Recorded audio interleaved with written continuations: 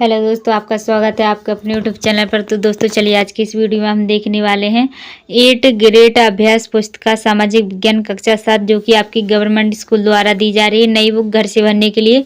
तो दोस्तों इस वीडियो में उसी बुक के सभी प्रश्नों का हल मिलेगा और अगर आपको हमारी वीडियो अच्छी लगे तो जल्दी से वीडियो को लाइक और शेयर कीजिए, ठीक है।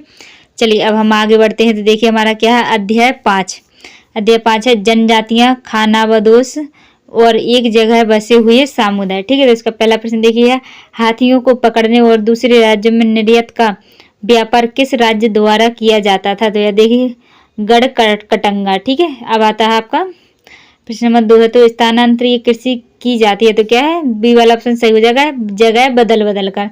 चलिए अब आते हैं प्रश्न नंबर 3 पर। प्रश्न नंबर 3 है 1565 ईस्वी में किसके नेतृत्व में मुगल सेनाओं ने गढ़कटंगा पर हमला किया था? तो इसका जो क्या हो जाएगा, डी वाला ऑप्शन सही हो जाएगा, आसिफ खान के, ठीक है। चलिए अब आते हैं हम क्वेश्चन नंबर 4 पर। तो क्वेश्चन नंबर 4 है गढ़कटंगा के गौड़ राज्य में ये क्या हो जाएगा आपका 70,000 गांव थे। इसका उल्लेख मिलता है कहाँ में, अकबरनामा में मिलता है। प्रश्न नंबर 5 आपका अहोम लोगों ने किस फसल की खेत में नए नए प्रयोग किए? तो किसकी, चावल का, सी वाला ऑप्शन सही हो जाएगा। चलिए अब आते हैं हम क्वेश्चन नंबर 6 पर। तो रिक्त स्थानों की पूर्ति जी, ए और बी जो दोनों के जो है आंसर आपको दिखाई दे रहे होंगे, लिख लीजिए। चलिए अब बढ़ते हम सी की ओर। तो यह देखिए हमारा सी आ चुका है, सी डी और ई हो जाएगा। तो इन तीनों के आंसर जो है आपको दिखाई दे रहे होंगे, लिख लीजिए। चलिए अब आते हैं हम क्वेश्चन नंबर 7 पर। तो क्वेश्चन नंबर 7 है मुगलों द्वारा अहोम राज्य में कब और किसके नेतृत्व में हमला किया गया था? तो इसका जो उत्तर हो जाएगा, मुगलों द्वारा अहोम राज्य में वो 1662 में मीर जुमला के नेतृत्व में हमला किया गया, ठीक है। अब आता है प्रश्न नंबर 8। प्रश्न नंबर 8 है जनजातियां अपना जीविकोपार्जन किस प्रकार करती थी? तो जिसका उत्तर हो जाएगा, लिख लीजिए। चलिए अब हम आगे बढ़ते हैं प्रश्न नंबर 9। तो प्रश्न नंबर 9 है अहोम राज्य जिन लोगों से जबरन काम लिया जाता था वे क्या कहलाते थे? इसका तो देखिए अहोम राज्य में जिन लोगों से जबरन काम लिया जाता था पाइक कहलाते थे।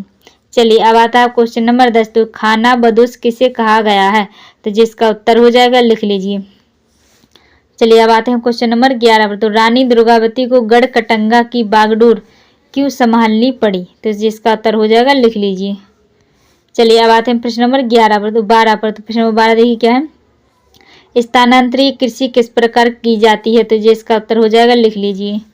अब आता है आपका प्रश्न नंबर 13। तो प्रश्न 13 वर्णों के भीतर छोटी छोटी जातियां क्यों भरने लगी थी? तो जिसका आंसर हो जाएगा, लिख लीजिए। चलिए अब आते हैं हम क्वेश्चन नंबर 14 पर। क्वेश्चन नंबर 14 जहांगीर ने अपने संस्मरण में बंजारों के बारे में क्या लिखा है?